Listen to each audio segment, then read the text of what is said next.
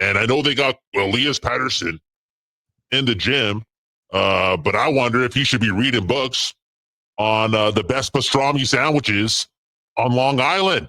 Because I feel like, again, NHL offices are saying this. Small chance. Lou Lamourello gets fired from the Islanders. That happened. And now there's a small chance that they're looking to make moves.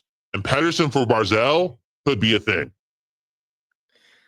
Well, 100%. And look, we talked about it here on Locked On Canucks back in January, I believe.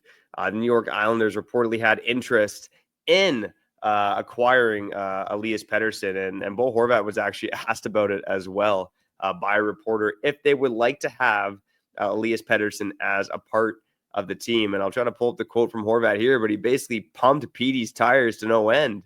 And he said, "Oh, God, yeah," when he asked if he wanted to play with Pettersson. Horvat went on to say he's a special player. He's a really good person. He's a special player that I respect a lot. He even said special player twice. Bo, unbelievable. Bo Horvat also said, "I've had a lot of good success with him in the past. If I get a chance to play with him, I would love to. We could use him." And look, I think the interesting tie here is obviously Mat Barzal. Mat Barzal with the New York Islanders. It's been, you could say, maybe a bit of a disappointing career based on how good he was in his rookie season. And that's no fault of Mat Barzal. He's been injured. He's played for a team that has prioritized, the defense and the structure. Does it sound like Rick talking to you?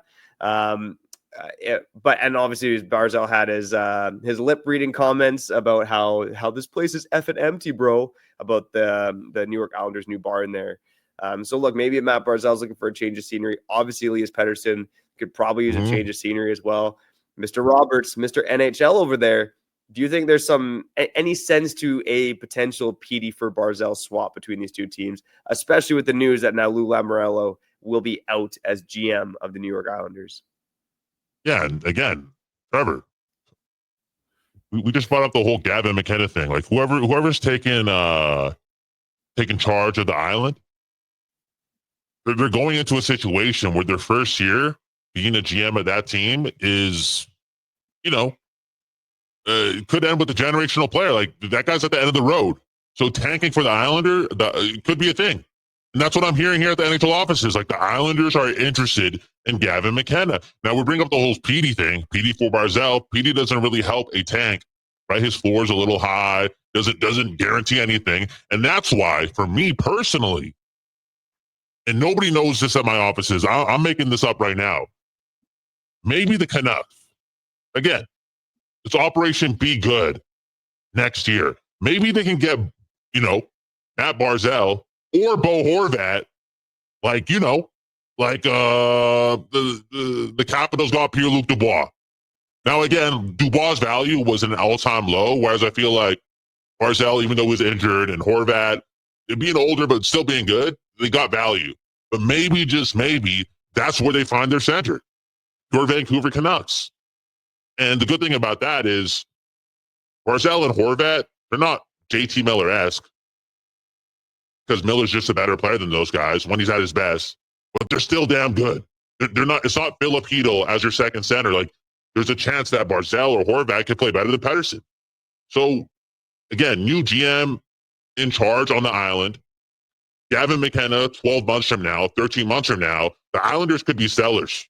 And if I'm the Canucks and I have Willander being a brat, there's an asset. The first round pick this year, that's an asset. What else could you put in there to bring one of those guys to Vancouver?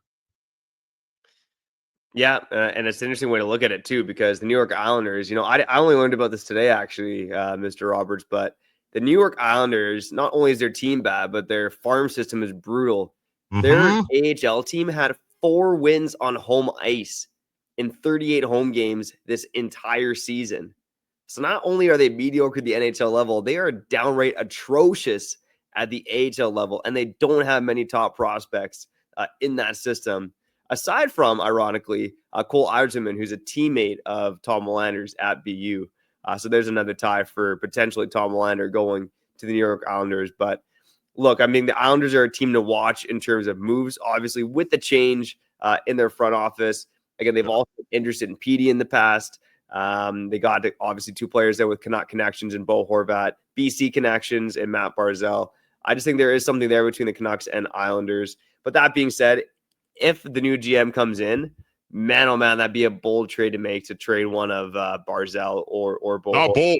Whether it involves Pettersson or not, but Not bold. for Canucks, that might not be an off-season thing. That might just be a let's see how next season goes, and once it goes off the rails, let's start selling the farm.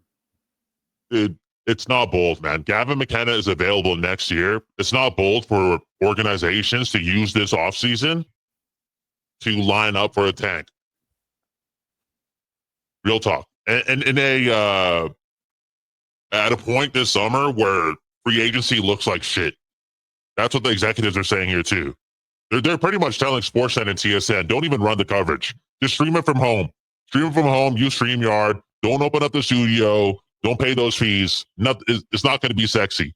In a moment like that, I think the traders market though was going to be very, very high. And if I'm the Islanders, you guys are mid forever, super mid, as mid as it gets with Horvat, with Barzal too, right? Going into a Gavin McKenna like draft, you got to line up yourselves. And again, Alvin and Rutherford, that's a team you got to target. And the rest of the league is going to be doing the same thing. One of Barzal and Horvat, in my opinion, is getting traded this offseason. Damn. Bold take there from Mr. Robertson. That's what we brought you on here to Locked On Canucks. Let us know in the comments. If the Canucks are going to acquire Barzal or Horvat, who do you prefer? And what's the package that gets one of those players to Vancouver?